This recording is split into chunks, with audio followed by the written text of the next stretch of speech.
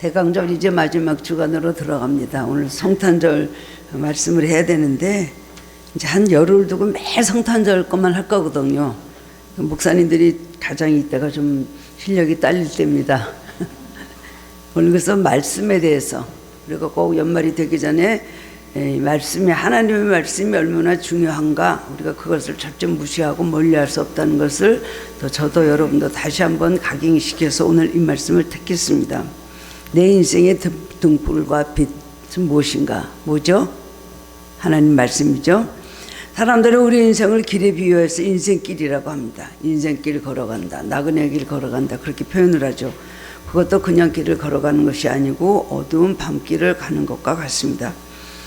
그래서 인생의 길을 잘 찾아가는 것은 참으로 어려운 일입니다.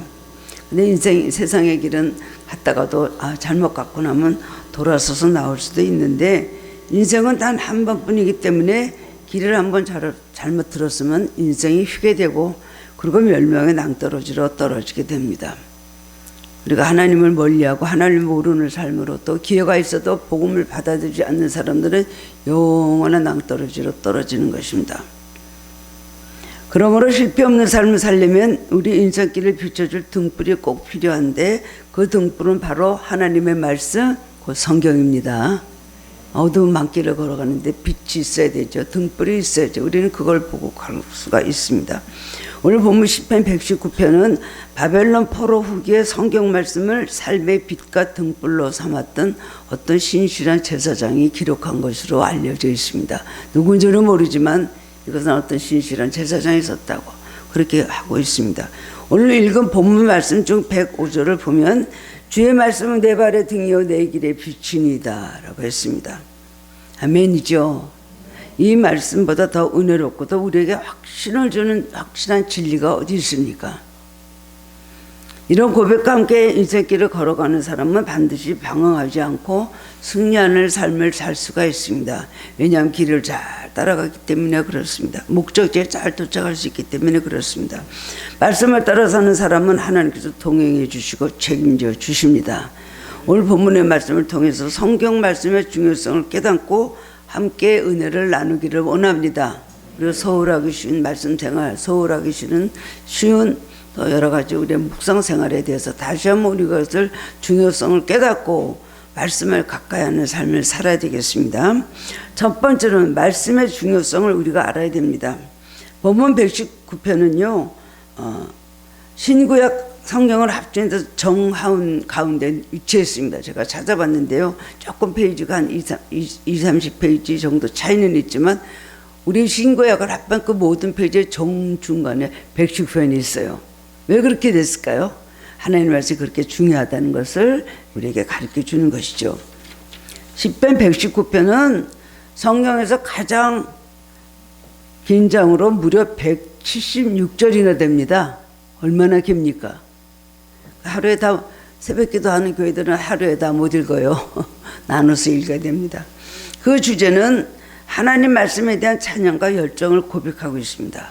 그리고 하나님 말씀을 가리키는 명칭이 아주 여러 가지가 나오는데 하나님의 율법, 법도, 율례, 계명, 하나님의 약속, 증거, 판단 이런 여러 가지 단어가 거기에 기록이 되어 있습니다. 이렇게 명칭이 많은 것은 하나님의 말씀이 그만큼 다양하고 풍성하다는 것을 우리에게 말해주는 것입니다. 다 같은 얘기죠. 법도나 율례나 그다음에 규율이나 계명이나 같은 것이죠. 기독교는 말씀의 종교입니다. 기적의 종교, 기도의 종교, 용서의 종교, 사랑의 종교, 속죄의 종교 많은 우리가 기독교에 대해서는 많은 우리가 설명을 하는 간단하게 우리가 설명하는 말씀들이 많이 있지만 기독교는 첫 번째로 말씀의 종교입니다. 하나님은 말씀으로 천지를 창조하시고 말씀을 통해서 자신을 계시해 주셨습니다. 성경은 모두 하나님 말씀으로 이루어져 있습니다. 그러므로 말씀이 없는 신앙은 하나님이 안 계신 거죠. 그렇기 때문에 그 신앙 자체가 존재한다고 볼 수가 없습니다. 하나님을 모르면서 어떻게 하나님을 믿습니까?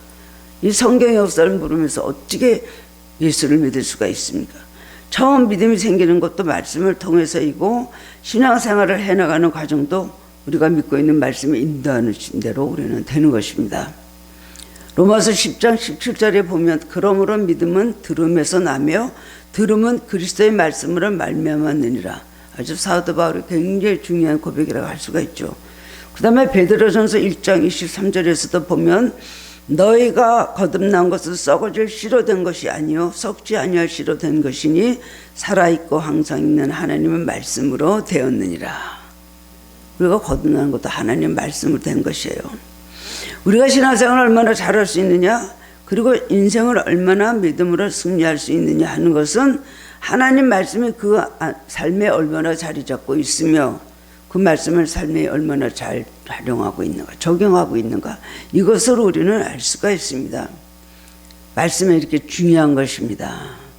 두 번째로는 말씀 사랑은 하나님 사랑한다는 증거로 갈 수가 있습니다.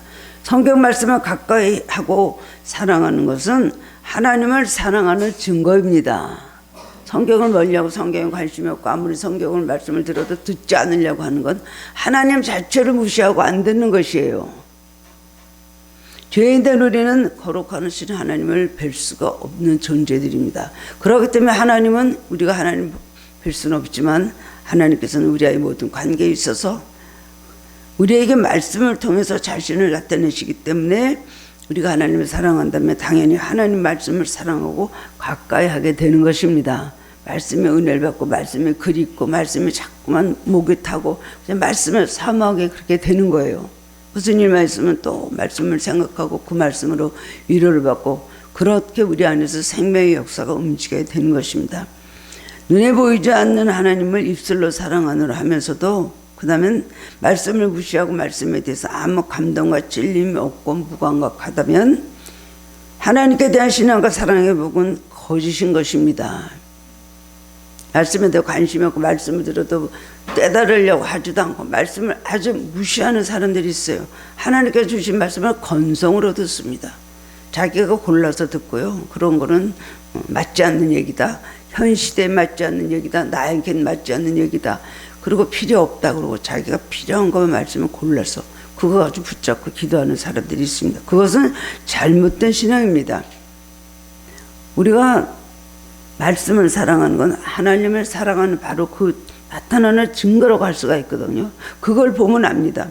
시편 119편 97절에 보면 내가 주의 법을 어찌 그리 사랑하는지요 내가 그것을 종일 작은 소리로 읊조리다이다 그랬어요. 하루 종일 작은 소리로 읊조린다 그랬어요. 이 시편 기자는 너무나 말씀을 사랑합니다. 아주 말씀이 자기의 생명이라는 것을 176절에 가까운 그 아는 성경 말씀에서 그것을 고백을 하고 있습니다. 시편 119편 103절에 보면 주의 말씀의 맛이 어찌 내게 그리 단지요 내 입에 꿀보다 더하니이다. 여러분 성경이 꿀보다 더하다면 여러분 신앙은 살아있는 것입니다. 세 번째로는 119편 131절에서 내가 주의 계명들을 사모함으로 내가 입을 열고 헐떡였나이다 그랬어요.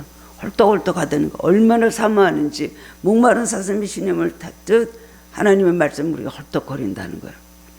119편 164절에 또 보면 주의 의로운 규례들로 말미암아 내가 하루에 7번씩 주를 찬양한다 그랬어요. 성경을 하루에 7번씩 읽었는 거 봐요. 동일한 성경을. 이 말씀 말고도 시편 119편에는 하나도 빼질 수 없는 말씀이 너무나 많이 있습니다. 다 그걸 찾아서 기록을 할 수가 없더라고요. 이런 재미있는 이야기가 있습니다. 아주 성경 말씀을 모르는 데서 아주 무지에서 나오는 재미있는 얘기라고 할 수가 있어요. 어느 교회에서 목사님이 오늘은 주일학교 한번 예배에 참석해 봐야 되겠다 해서 주일학교 복도를 이렇게 걸어갔습니다. 근데 한 아이를 딱 만나니까요. 목사님 얘가 성경 지식이 얼마나 되냐. 그래서 웃으면서 물어봤습니다. 예, 여리고성을 누가 무너뜨렸지? 그랬더니 얘가 깜짝 놀라면서 울면서 제가 안 그러는데요. 그러는 거예요. 어이가 없는 목사님은 웃음이 나고 옆에 있는 교사에게 또 물었습니다. 이 아이에게 여리고성을 누가 무너뜨리라고 물었더니 자기가 안 그랬다 그러는데요. 그랬더니 교사는 정색을 하고 말하기를 목사님 그 아이는 정직한 아이입니다. 그 아이가 안 그랬다면 정말 안 그럴 것입니다. 너무 황당해진 목사님은 이번에는요 부장집사님을 불렀어요.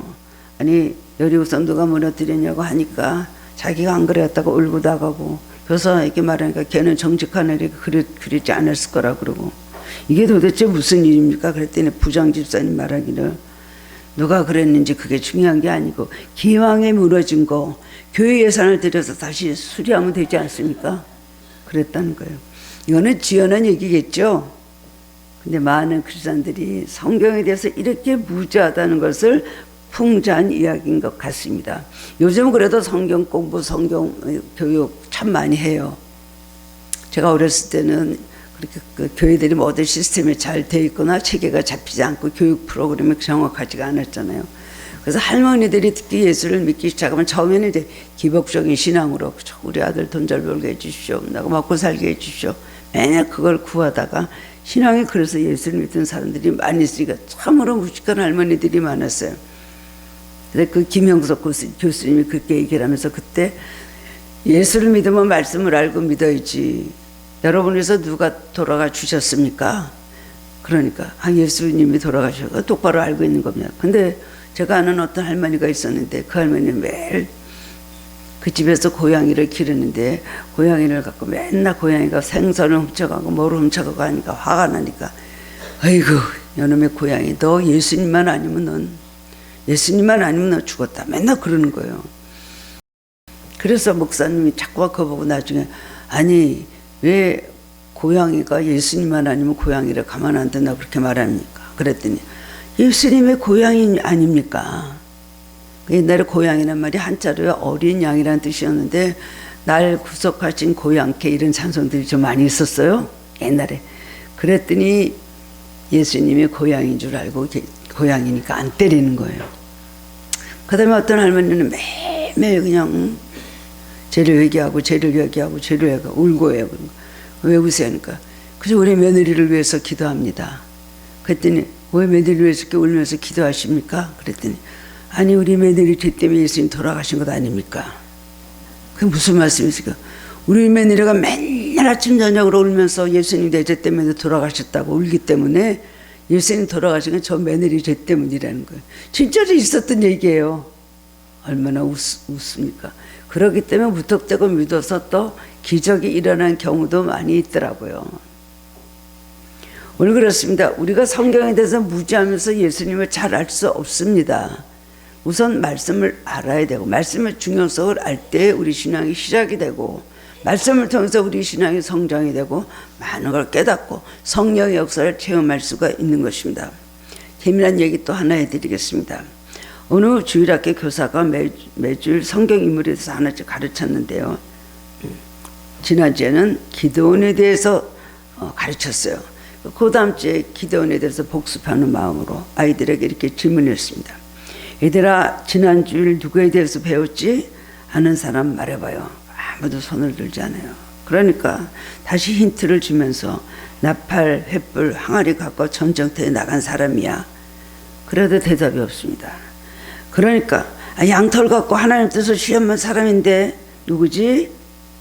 그래도 대답을 안 하는 거예요. 하도 답답하니까 힌트를 마지막으로 하나 더 줘야 되겠다 생각하고 호텔에 가면 그 사람 이름으로 방마다 성경책 한 권씩 갖다 두는데 예전에는요 기도원 옆에서 무료로 성경을 호텔에 배포했고요.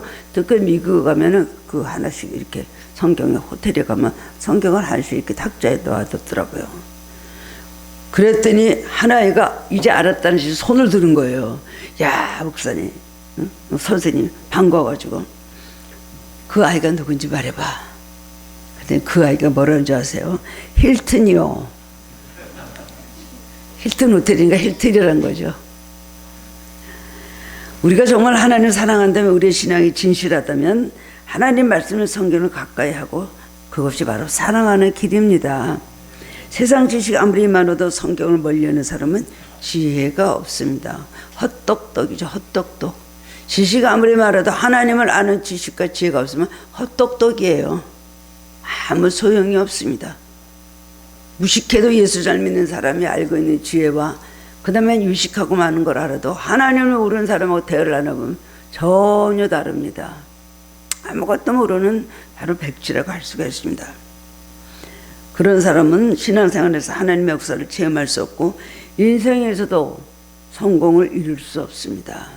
우리는 신앙이란 것은 영적인 것으로 영원한 그 세계를 위한 이거 영적인 자기 신앙의 세계만 도움을 주는 말씀이라고 우리는 생각하죠. 성경을 많이 읽으면 신앙적으로 많이 성장하고 하나님을 알게 말고 영의 세계, 신령한 세계에 대해서 많이 알고 있기 때문에 그 사람은 정말 성경적으로는 박사고 신앙적으로도 박사고 이렇게 생각을 합니다마는 인생에 성공하는 길, 신앙을 빼고도 인생을 성공하는 길에 가장 지름길이 바로 성경입니다. 하나님 안 믿는 사람도 잠언 읽어보라 그랬어요. 잠언, 말씀 읽으면 그것은 얼마나 솔로몬의 지혜가 거기에 있는지 몰라. 하나님께서 준 지혜이기 때문에 성경에서 말씀하신 지혜대로 사는 사람은 성공합니다. 인간관계, 재물과의 관계, 그 다음에 이성과의 관계, 부모 자식과의 관계, 뭐 너무나 많은 걸 우리가 가르쳐주고 있잖아요. 그렇기 때문에 성경을 아는 사람은요, 그 다음엔 지혜를 받게 그렇게 된다는 것입니다. 그 다음엔 말씀을 가까이 하는 사람은 그 다음에 세 번째로 어떻게 될까요? 말씀에 가까이 하며 그 다음에 활용을 해야 됩니다. 그 말씀을 자기가 활용하는 방법을 알아야 돼요. 성경을 멀리하고 읽지 않은 것도 문제지만 지식적으로 대충 읽거나 큰 소리로 집중해서 읽는 것도 문제입니다. 지식적으로 읽어 이건 뭔가 소설과 같은 스토리 위주로 읽어요. 그 다음에는 또 소리 막 내서 큰 소리를 읽는데 뜻은 생각 안 하고 목소리만 가고 그냥 읽는 거예요. 이것도 별 효과가 없습니다. 유익이 없어요. 그러면 실질적으로 신앙에 큰 유익이 없는데 성경 말씀이 정말 나에게 큰 유익이 되고 생명의 역사가 나타나려면 진지한 자세로 성경을 읽고 배우고 삶에 활용해야 된다는 것입니다. 진지한 자세로 우리 삶의 말씀을 가까이 활용하는 것이 첫 번째로는요, 하나님을 대하든 말씀을 대할 때 하나님을 대하듯 해야 된다는 겁니다. 우리는 정말 너무 말씀이 흔해요.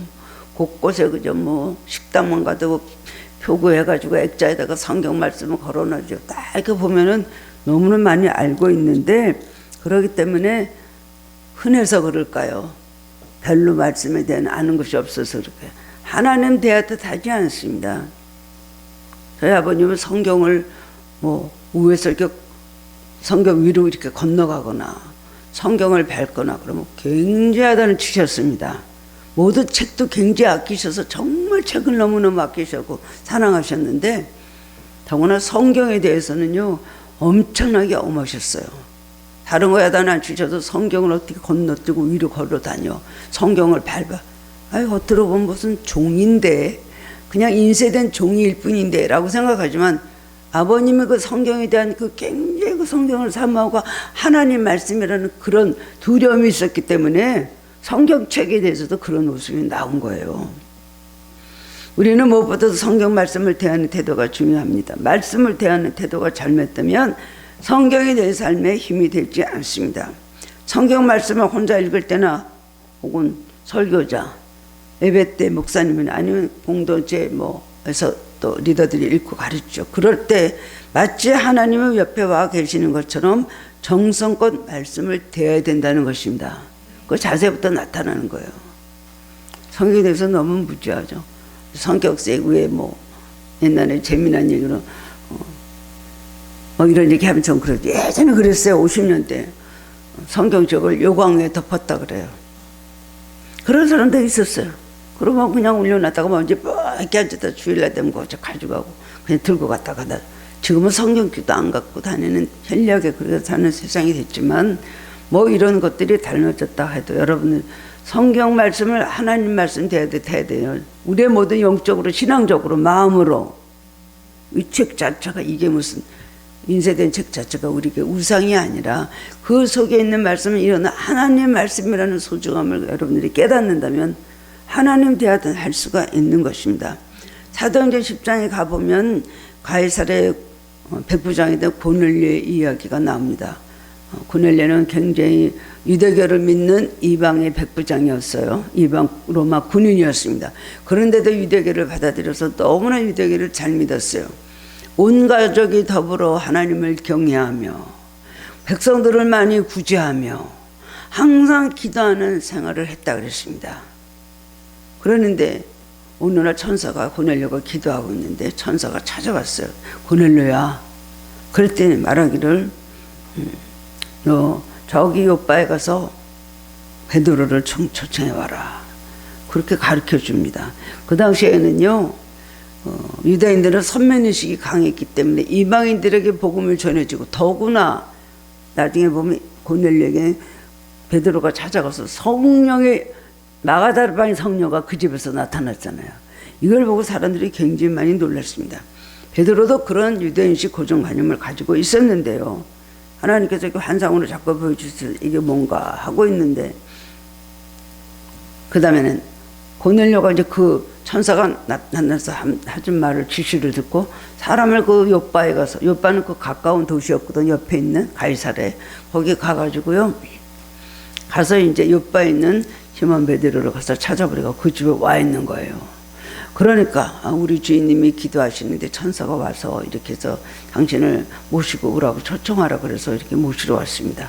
근데 베드로는 무슨 환상을 봤냐면 기도하는 중에 그 같은 시간에요, 고넬료에게 나타난 그 시간에 베드로에게도 떤 환상이 보였는데 하늘에서 이렇게 보자기 같은 것이 내려와요. 내려오면 그 안에 각석 네발 달린 짐승 뭐 여러 가지 많은 짐승이 있는데 그네 유대인들은 절대로 먹지 않았습니다. 부정하다고. 그냥 구약에서 그런 거 먹지 말라고 하나님께서 말씀하셨기 때문에 안 먹었거든요.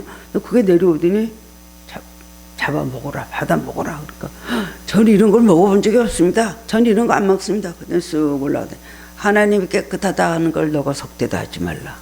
3번 그 환상이 똑같이 지나가서 이게 도대체 무슨 환상인가 하고 있는데 고넬료의 집에서 사람이 왔어요. 깜짝 놀라가지고 그 집에 저 이방인의 집에 내가 가도 되나? 두리번 조금 눈치를 보면서 그렇게 갔습니다. 그래서 가가지고 이제 갔는데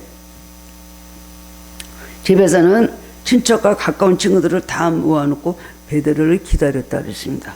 얼마 후에 베드로가 그의 집에 도착했을 때 고넬료가 베드로를 맞아서 그의 발 앞에 막 엎드려 절을 합니다. 그러면 베드로가 깜짝 놀라가지고 당황해서 일어서라, 나도 사람이라 막 그럽니다.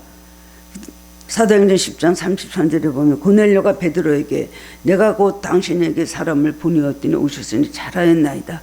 이제 우리는 주께서 당신에게 명하신 모든 것을 듣고자 하여 다 하나님 앞에 있나이다 라고 했다는 거예요.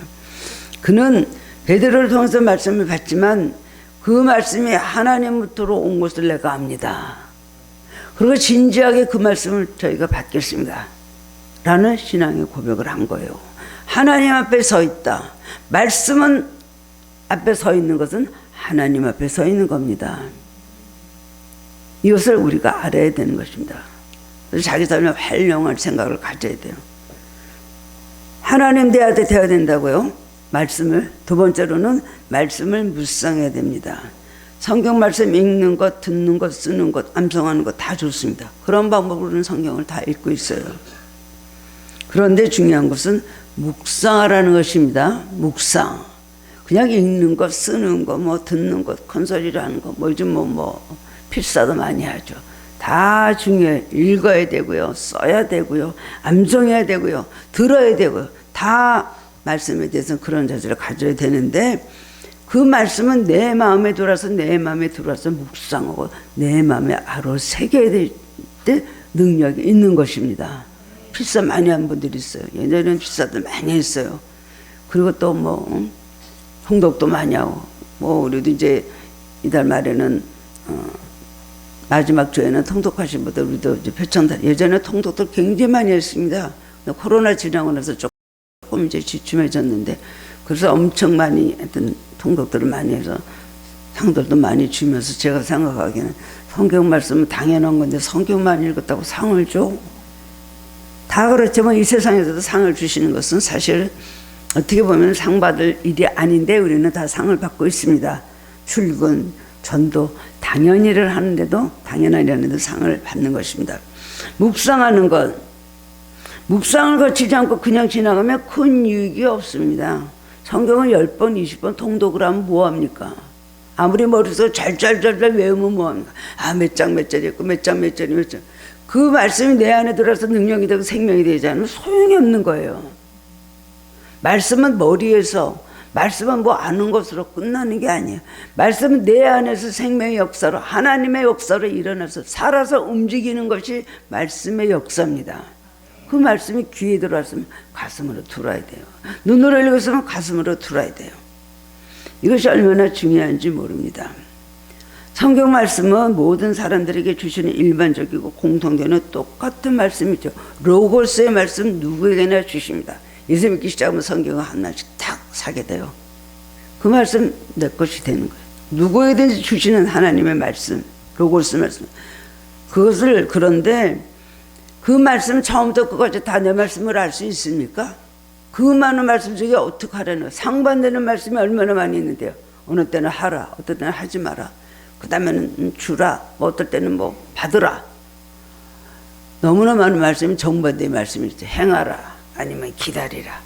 그럼 어느 거를 자기에게 주시는 말씀이에요. 거기서 자기 마음대로 붙잡고 자기가 어떤 사업을 구상을 했는데 성경을 보고 행하라, 내가 너를 축복하리라, 반드시 내가 너를 축복하리라 그러니까 갑자기 그냥 그때부터 그 사업을 하느라고 다 팔아갖고 거기 집어넣었다가 망한 분들이 얼마나 많이 있는지 몰라요. 성경 말씀은 너무나 많은데 그 중에 나에게 주신 특별한 말씀, 레마라고 합니다. 그 말씀을 우리가 받아야 되는 거예요. 그것이 묵상입니다. 읽다 보면 이것이 나에게 주시는 말씀이라는 성령의 감동과 찔리면 나에게 확 다가오게 되는 것입니다. 그래서 우리는 레마의 말씀을 받아야 돼요. 많은 말씀이 있지만 그 중에서 나에게만 주시는 말씀이 뭐야? 구체적인 말씀은 어느 것인지 알 수가 없다. 다 그렇게 생각을 하죠. 도대체 어떻게 하라는 거야?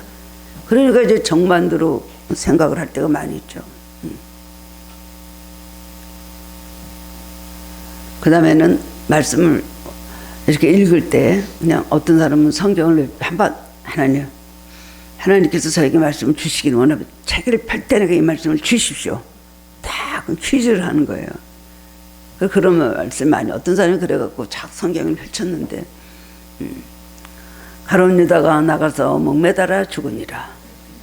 이 사람이 깜짝 놀라서 하면서 탁 닫고 또 다시 기도하고 하나님 나에게 말씀 주십시오. 그 다음에 읽으니까 너도 가서 이같이 행하라. 아니다. 내가 2번을 잘못 읽어 3-4번을 채워야지. 열심히 기도하고 하나님 3-4번입니다. 이번에 진짜로 말씀 주실 걸 믿습니다. 딱 펴니까 속히 하라. 이것은요 잘못된 거죠. 많은 사람들이 성경을 자기 걸로 해석을 하고요. 그때그때마다 주시는 말씀이 참 다 참으라는 것이 있고 기다리라는 것이 있고요. 믿고 행하라는 것이 있고 그 다음에 또 그것을 무시하라는 거 있고 막 그냥 정반대로 해갖고 자기가 함부로 그걸 취해가다가 잘못된 일들이 너무나 많이 있습니다. 제가 여러분들에게 이렇게 기도해 드릴 때 이렇게 말로 해드리잖아요. 그것이 바로 레마의 말씀을 전해드리는 건데 하나님께서 많은 말씀 주시는 것 중에 여러분이 그거로 골라서 주시는 거예요. 방언하고 통변하고 방언하고 통변하고 이렇게 해서 드려야 돼요. 다 방언이 나면 통변을 하는 말씀 여러분이 드려야 되는데 방언 통변이 너무 오래 걸리니까 방언 통변을 없애버리고 하나님께서 주신 말씀, 그것이 레마의 말씀이에요. 어떤 사람들은 그래요. 무슨 현 시대를 살면서 하나님의 말씀을 자기가 귀에서 들어? 잘못된 거라고. 그리고 제가 여러분이 기도해 드리는 말씀은 성경 말씀이 아닌 거로 생각해요. 그래서 너무 기도만 좋아하지 마, 목사님 기도 믿지 마, 이런 사람들도 혹 있을 수가 있습니다. 그거는 하나님께서는 성경 말씀 중에서 여러분에게 골라서 주신 레마의 말씀이에요. 한마디도 성경 말씀이 아닌 것이 없습니다. 여러분들이 못 받으니까 그렇게 드리는 거죠. 어떤 대형교회 큰 굉장히 사업을 크게 하시는 어느 교회라고 제가 말씀드릴 수 없는데 그게 장로님 저를 찾아왔어요. 그래갖고는 제가 이 사업을 해야 되는지 안 해야 되는지 알 수가 없다. 저는 그 교회에 이런 일을 했고 저런 일을 했고 헌축은 얼마나 했고 그동안 장로를 하느라고 다 하고 내 사업을 나를 위해서 나는 그렇게 사용하지 않았고 하나님을 위해서 나는 물질을 그래도 헌신하라고 했습니다. 그러더라고요. 그냥 무슨 사업을 해야 되는지 저한테 물어봐서 제가 얼마나 부담이 되겠어요. 더구나 다른 교회 장로님인데. 그래서 제가 아니 저는 그런 기도를 못합니다. 제가 그런 큰 물질에 관한 걸 어떻게 제가 그런 걸 제가 대답이 와도 말씀을 해드릴 수가 없죠. 그랬더니 가서 장로님 기도 많이 하신 교회 장로님 중에 기도 많이 하시라고 보냈어요. 그때 하나 보름 있다가 전화가 왔어요. 그래서 저 기도 좀 해주십시오. 그래서 제가 말씀드렸잖아요. 저는 물질에 가는 건 잘 안 하고요. 실수하면 큰일이죠. 그러니까는 그냥 장로님 기도하시면 결정하시오. 그랬더니 무조건 찾아왔어요. 그랬더니 화를 막 내면서 아니 좀 받을 줄 알면 좀 말해주면 안 됩니까? 아무리 기도해도 뭐 어떻게 하라는지 알 수가 있어야지. 하라는 거야 말라는 거야. 어디는 하라 그래서 아멘하고 그 다음날 밤도 불안해지고 어느 날도 하지 말아야 되겠다 그러면 또 마음속에 계속 기도가 나오고 그렇다 그러더라고요. 우리는 뭐 누구를 통해서 듣든지 간에 여러분들 성경을 읽다 묵상을 하면 그 중에서 나에게 강하게 부딪힐 말씀이 있어요. 그것이 레마인데 그것은 묵상을 통해서 이루어진다는 것입니다. 헌상으로 읽으면요. 이 말씀이 내 말씀이 자기가 붙잡고 늘어졌다가요. 실수하는 경우가 얼마나 많이고 자기 영혼을 마귀한테 완전 팔아먹고 실족시키는 것입니다. 우리가 말씀을 깊이 묵상할 때 성령께서 우리에게 말씀을 주시고 말씀에 역사하셔서 개인적인 깨달음을 갖게 하는데 그것이 곧 하나님께서 나에게 주시는 음성이거든요. 강하게 기도하다 보면 어느 말씀이 강하게 와서 나한테 막 와서 읽을 때 그 말씀 때문에 막 눈물이 나고 성경을 읽다가 견딜 수가 없이 가슴이 벅차지죠. 하나님 뜻이 길이 쫙 보이는 거예요. 말씀 묵상 없이 음성을 들을 때 위험한 경우가 많다는 것입니다. 마음의 성령의 감화와 감동과 함께 하나님의 음성을 들어야지 바른 계시입니다. 성령의 감동이 먼저 마음속에 있어야 돼요. 말씀을 통해서 내 마음의 말씀이 많이 역사하고 내 마음의 말씀이 있을 때 그때 하나님의 음성을 들으면 그때 들으면 하나님께서 주시는 음성이에요. 근데 하나도 감동 없어요. 하나도 깨달음도 없고 회개도 없고 자기가 강팍하고 완악하고 그런데 뭐를 받았다고요? 이거 같이 위험한 게 어디 있습니까? 성령은 우리 마음속에 정말 성령화되어 있고 말씀화되어 있는 사람들에게 하나님께서 음성도 들려주십니다. 안 그런 사람에게 대답 안 해주세요. 기껏 대답해 주시면 회개하라는 말씀이나 주시겠죠. 여러분이 그걸 바로 여러분이 분별을 해야 되는 것입니다. 말씀 묵상이 얼마나 중요해요. 매일매일 마음속 그 말씀을 마음속에 간직하고 내 안에 역사도록 여러분을 사모하는 기도를 해야 됩니다. 말씀을 되새기는 것, 되새기고 읽고 외우고 그 다음에 또 말씀을 묵상하고 그러다 보면 자꾸만 마음속에서 역사 말씀이 늘 마음에 있다가 어떤 날은 말씀인데 그것이 확 튀어나오면서 자기 자신의 신앙을 바로 잡아준다는 것입니다. 소는 여물을 먹으면 위가 여러 개라 넣었다가 다시 꺼내서 계속 되새김질을 합니다.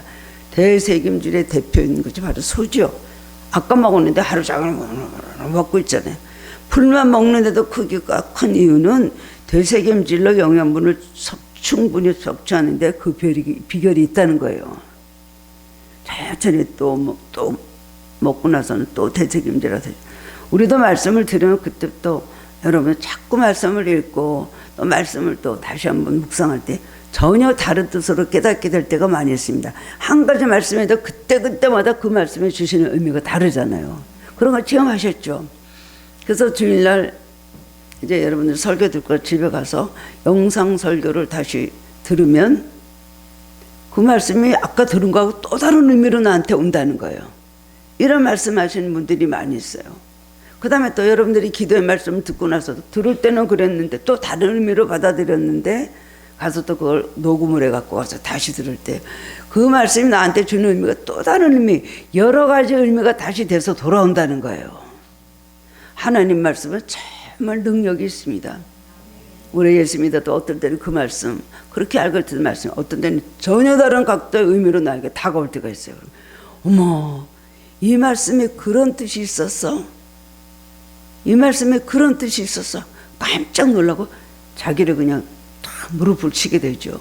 이것이 묵상에 대해서 오는 겁니다.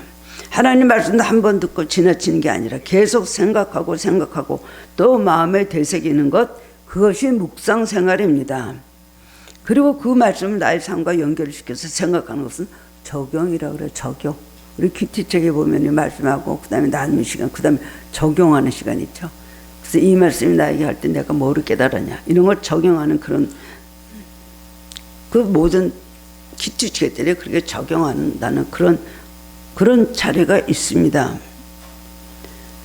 말씀을 깊이 묵상하며 성령의 감동대로 삶 속에 적용이 가능해지고 적용을 하는 사람은요, 말씀을 실천할 수 있게 된다는 거예요. 말씀을 잘 진지하게 듣고 그 말씀을 묵상하고 그리고 기도하면서 그 다음에 내 삶에 이 말씀 자꾸 적용을 시키는 거예요. 원수를 사랑하라.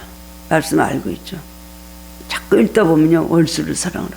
아니, 원수커녕 가족도 못 사랑했는데 내가 얼마나 큰 죄인인가 깨닫게 된다는 것입니다. 그렇기 때문에 말씀이 비로소 내 길의 등이요 빛이 되는 것입니다. 그런데 오늘날 많은 사람들이 안타깝게도요, 너무 세상 일에 분주해서 뭐 절대로 묵상할 시간적 여유가 전혀 없습니다. 그래서 여러분 아프면 병원 가죠. 그리고 맛있는 거 먹으려고 식당 가죠. 그런 데는 부지런히 가면서 성경을 읽을 시간이 없다는 건 말이 안 되는 거예요. 성경 읽는 시간을 일시 내다 놓으면 최우선순위하면 성경 읽을 시간이 나옵니다. 기도를 최우선순위에 두는 사람이 기도할 시간이 나옵니다. 우리가 말씀 묵상의 중요성을 안다면 얼마든지 묵상할 시간을 낼 수가 있습니다. 예수님 하루 시작하기 전에 꼭 말씀 묵상을 하루 시작하셨죠. 큐티. 우리도 큐티 시간이 매우 중요합니다. 세 번째로는 깨닫는 바를 꼭 실천해야 되는 것입니다. 예수님도 요한복음 14장 21절에서 나의 계명을 지키는 자라야 나를 사랑하는 자니 나를 사랑하는 자는 내 아버지께 사랑을 받을 것이요 나도 그를 사랑하여 그에게 나를 나타내리라 그랬어요. 실천하는 사람은 하나님을 사랑하시고 축복하십니다. 말씀을 아무리 알면 뭐합니까? 절절절 외우면 뭐합니까? 실천하지 않고 그 말씀에 그 내용을 일치지 않는 삶을 살 때 어떻게 그 사람이 기도하는 사람이라고 할 수 있고 말씀을 읽는 사람이라고 할 수가 있겠어요? 우리를 삶 속에서 실천해야 되는 것입니다. 시카고 가면은 무디 신학교가 있는데요. 그 안에 무디 기념관이 있는데 무디에 관한 자료가 많이 비치되어 있고 그가 일단 성경책에 놓여 있다고 합니다.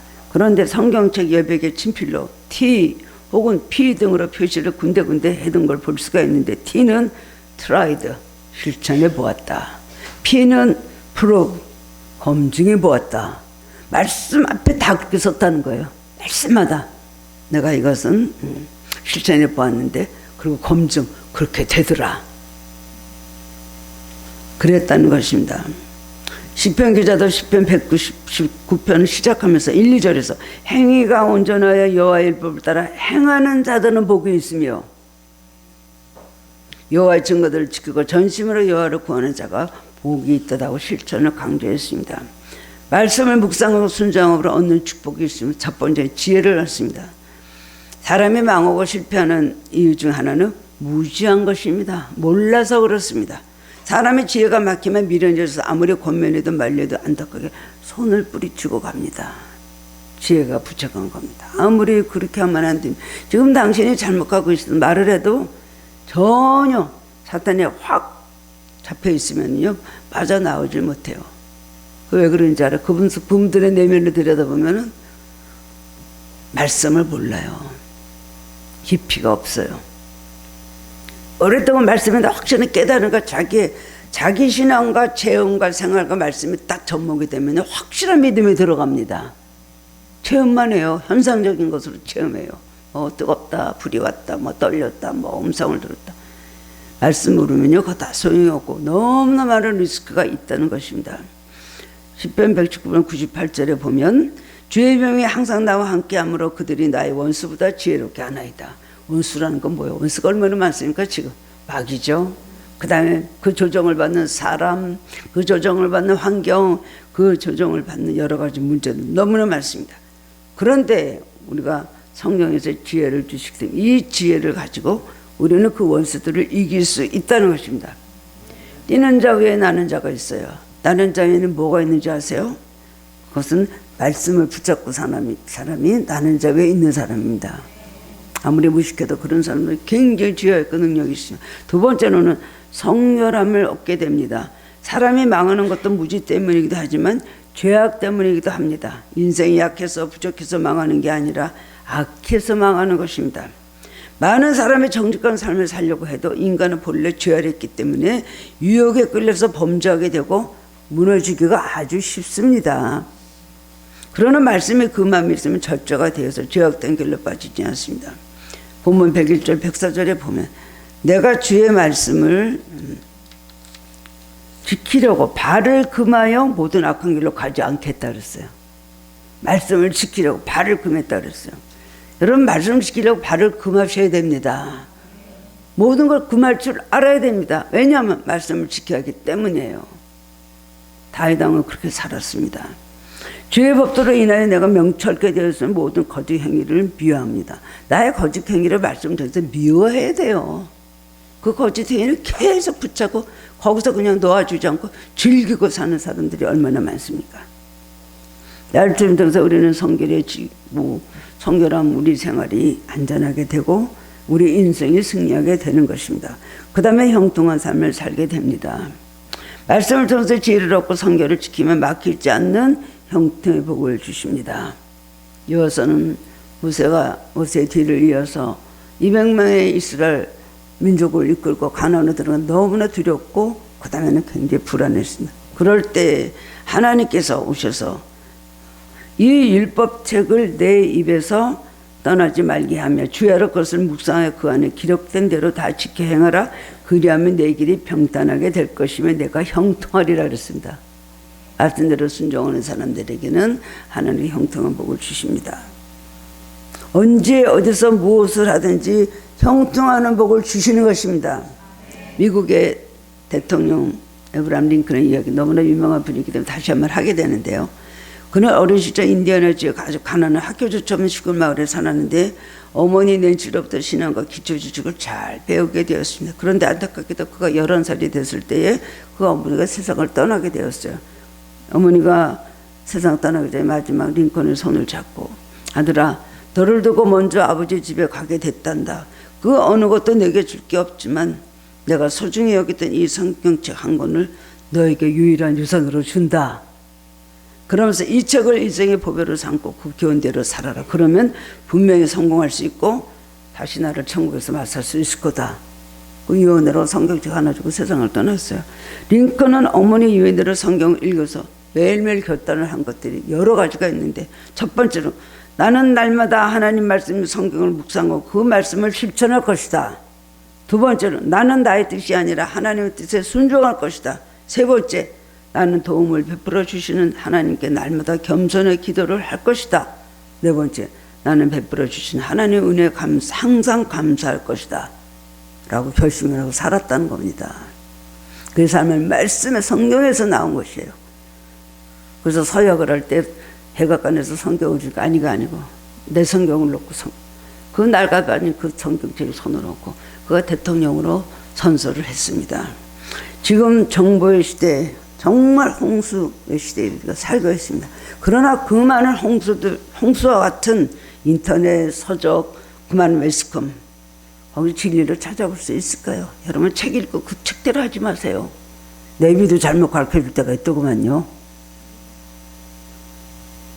의사 말도 100% 맞진 않아요. 맞다고 해서 어떤 애 겁을 주고 불안을 주고 병원 갔다서 더 아파질 때가 있어요. 참 스승이고 선생님 누구십니까? 하나님이십니다. 의사가 만약에 틀린 말 할 때 성경을 계속 기도하다 보면 하나님께서 다른 의사로 바꿔주셔요. 그 의사가 판단하는 건 또 전혀 다른 거예요. 암이라 그러는데 놀라가지고 혼비백산인데 암이 가서 보면 아닌 거예요. 성경의 인도하심이 있죠. 여러분 홍수의 때 가장 필요한 것이 뭘까요? 결국 물이죠. 식수가 가장 필요합니다. 마찬가지로 지식의 홍수 시대 오히려 영적으로는 목말라 하는데 우리가 기갈에 목말라고 많이 헤매고 있는데 우리는 하나님께서는 우리에게 말씀의 생수를 주셨습니다. 어둠 속에 방황하는 인생들에게 영원히 변함없는 말씀의 빛과 등불을 주셨습니다. 다음같이 어두운 세상이지만 인생의 등불과 빛이 되시는 말씀을 따라감으로 길을 잃지 않고 승리하는 삶을 끝까지 살아가시는 성도님들 되시기를 주님의 이름으로 축원합니다. 사랑의 주님 감사합니다. 오늘 말씀을 통해서 그렇습니다. 우리가 말씀에 대해서 너무 지식에 대해서 관심이 없고 그리고 안다 그래도 건성으로 알고 깨닫지를 못하면서 그냥 머릿속으로 외우고 입으로 잘잘잘 아버지한 따라 하면 뭐 하겠습니까? 아버지요, 하나님 정말 이 말씀이 하나님이십니다. 그 말씀을 마음속에 하나님을 모셔드리듯 모시고 살게 하시고 말씀이 내 안에서 하나님 참으로 아버지 우리를 변화시키고 우리 삶을 이끌어가는 원동력이 되게 하여 주옵소서. 우리 신앙관이 잘못되었다면 고치게 하여 주시옵시고 아버지는 영원히 하나님 말씀 속에 거하는 우리들 되게 하여 주옵소서. 예수 그리스도 이름으로 기도드립나이다. 아멘.